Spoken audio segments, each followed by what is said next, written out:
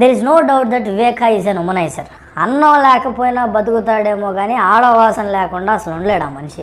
అందుకే మీరు గమనిస్తే ఆయన ఇల్లు కూడా ఎంతో ఒంటరిగా, సీసీ కెమెరాస్ లేకుండా మంచి ప్రైవసీతో కోరిన అమ్మాయిని తెచ్చుకుంటా జాలీగా గడిపేటట్టు బాగా గోప్యతగా ఉంటుంది.